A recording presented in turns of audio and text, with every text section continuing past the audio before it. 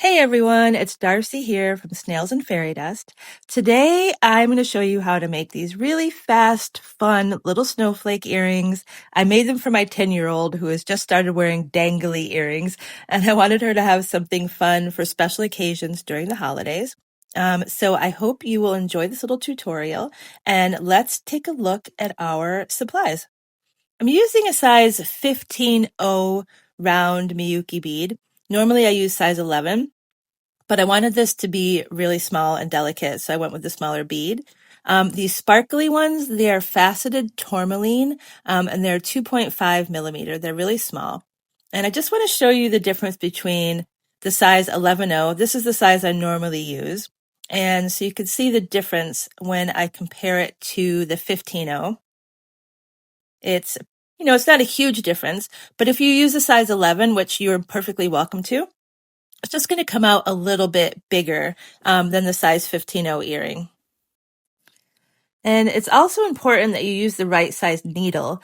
If you're using these 2.5 millimeter gemstone beads, the holes in them are very small.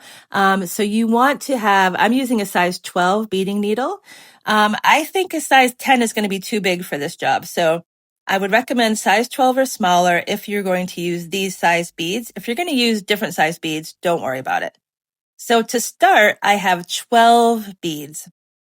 Also, I forgot to mention, I'm using about 1.5 feet of thread. You don't need more than that.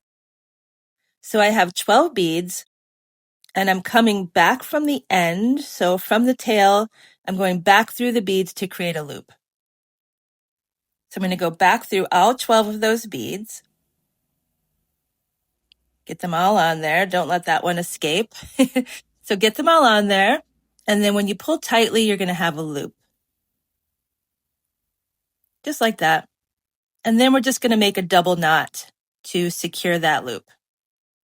So take the tail over the working thread, under, and pull it tightly. And now take that shorter edge and go back the other way, over the working thread, under, and pull it tightly.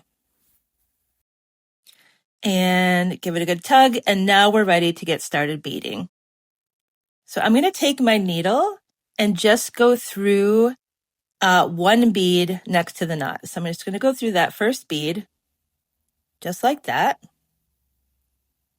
Pull my thread through.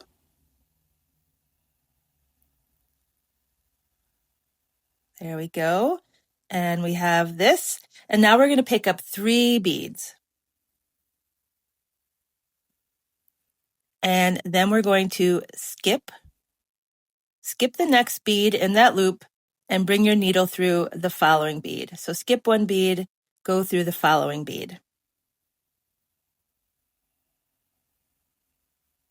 Give it a good pull, and you should have a little point like that.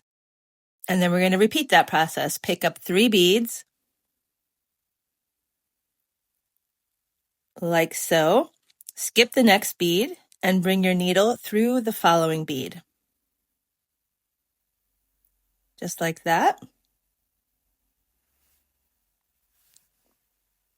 And then we're going to do it again. So if you know about snowflakes, you know they normally have 6 sides to them. So we're going to do this until we have 6 of those little points, and then we'll work off the points. So again, skipping one bead, going through the following bead. Try not to get tangled up like I just did. And so, like I said at the beginning, we're just going to keep going through this until we get to 6, but I just wanted to talk to you about design variations. So you could definitely use a bigger bead. It's just going to give you a slightly bigger snowflake. And for your accent bead, use whatever beads you have lying around. I mean, this is the sort of project that you should just be able to grab what you have around and make it happen. If you have large sort of wooden beads or glass beads, sort of, I don't know, like a 10 millimeter, they would make really pretty Christmas ornaments. So you could do the same thing. It's just going to be much larger, and I think it'd be really beautiful Christmas ornament, especially with like a crystal bead, something like that. You would just want to use a bigger thread and a bigger needle. So I hope you will play around with this, and I can't wait to see what you make. So here I am on my last little point of my snowflake here.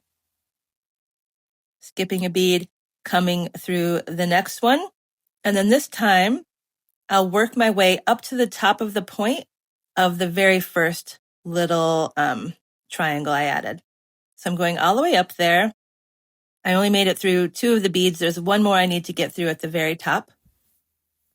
You never want to force your way through the beads. So if you can only get through 2, go through 2 and then make it up to the top. So I'm exiting the top bead there. And now I'm going to pick up 3 more beads. And this time I'm going to come through the opposite side of the bead where my thread is exiting. So I'm just looping around. I'm creating a little loop on top of that little point, which gives us this little 3-pointed snowflakey looking thing at the top there.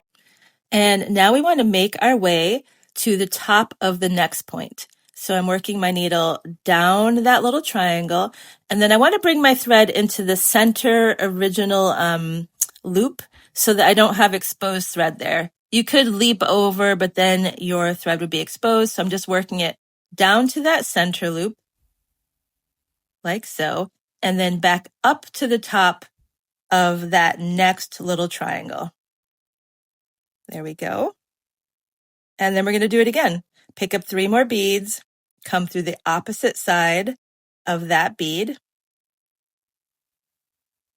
And we have our next little loop. And then again, I'm going to work my thread down into the beadwork and then back up to the top of that next little triangle. So you see I'm going down into that original loop of 12, and then I work my way back up.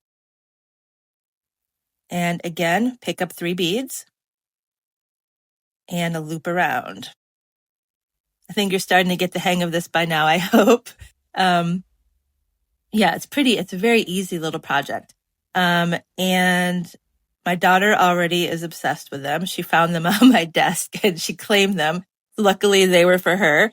And I hope that you will find someone special in your life to make them for. They're also a really great way to fill your table quickly for a craft show or any sales you have coming up over the holidays. Because really, this video is about 15 minutes long, but I slowed down to show you guys things. So I really think this is a 15-minute or less project once you get the hang of it.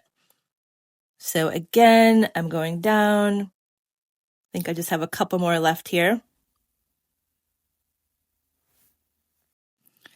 And I also wanted to talk about needle size again. I always use a size 12 beading needle, even with my size 11 beads, because it's just smaller. And when you're making a lot of passes through beadwork, it's important to have a needle that isn't going to get stuck in there. I mean, it can be really frustrating when you break a bead, and that only happens because your thread is too big or your needle's too big. So having the right needle for the right beads is so important, and it will take away so much frustration with beadwork. So please keep that in mind. Have yourself, I just use this for everything, really, the size 12. So here I am on the very last little what are we going to call it? Snowflake arm. I guess it's a snowflake arm. Adding our last little arm here. And now I want to bring my needle to the top of that little arm. So I'm going to follow the path until I'm in the top bead. So I'm going right through, follow where your thread is exiting, and then go through the next bead above it, and then through the top bead. Like so. And now it's time to add our accent beads. Now, like I said, I have these little 2.5 millimeter faceted tourmaline beads, which are gorgeous, but use whatever accent beads you have. You just want something that is different from what you've made the snowflake out of, so it sort of sets itself apart. So I've added those 2 beads, and then I'm adding 5 of the size 15-0, which is going to create my loop. And then I'm coming straight back down through those 2 accent beads. So I've created a little loop on top. And now I exited one side to add the beads on, and I want to bring my needle back through the opposite side of where I originally exited in order to straighten out that little top section. And then I'm going to go through all of that again. I just want to pass through the 2 accent beads and the little loop at the top one more time to create a strong, a strong place where your earring is connected to the ear wire. You want that to be really strong. So I always like to reinforce that. So I'm coming right back up through those 2 accent beads, and then I'm going to go all the way through the loop. Give it a good tug. And so all the way through the loop, and then we'll come back down again.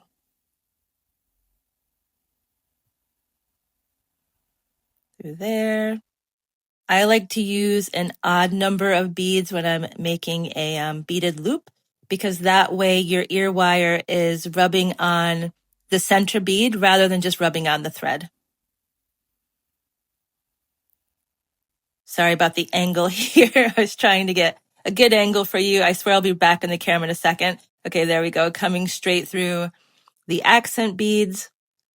And then you want to go through the opposite side that you came up. So I'm just taking a look to see where my thread is, and I'm coming through the opposite side that I went up to make that straight. And if you pull it and you find it's a little crooked, then just try going through the opposite side of that top bead, and that's going to straighten it out for you. And so now I'm finished actually. I'm just gonna work down into the snowflake. Gonna go a couple beads down and then make a little knot. So right here, I'm just gonna bring my my needle underneath that thread. Pull it till we have a little loop, and then just go through that loop like so. And that should be pretty secure. I'm just going to go through a couple more beads to anchor my thread. And then I'm free to clip that.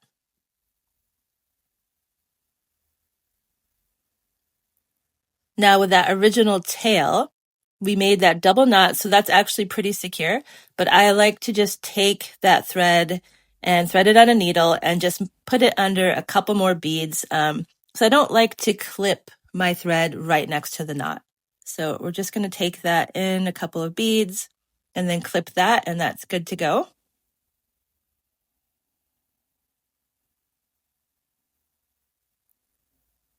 I got stuck there. Got my loop stuck. And then grab a pair of scissors. There you go. I have these little ear wires. Also, I will say, I know the price of silver and gold right now is expensive, but silver is always cheaper. And with little kids, especially, my daughter's just started wearing earrings this year, I like to have quality materials. I mean, for everyone really, but especially the little ones. So if you get sterling silver, it's cheaper, and you know that it's going to be safe for their little ears. So I just close that on there. And there you have this adorable little snowflake earring. I hope you have fun making this project. It's definitely something that you could even do with kids, like teenagers, tweens for sure. And I think they would have a lot of fun doing it. So I hope you enjoy it, and I can't wait to see you again. And please subscribe, and I'll have lots more videos for you. And happy holidays.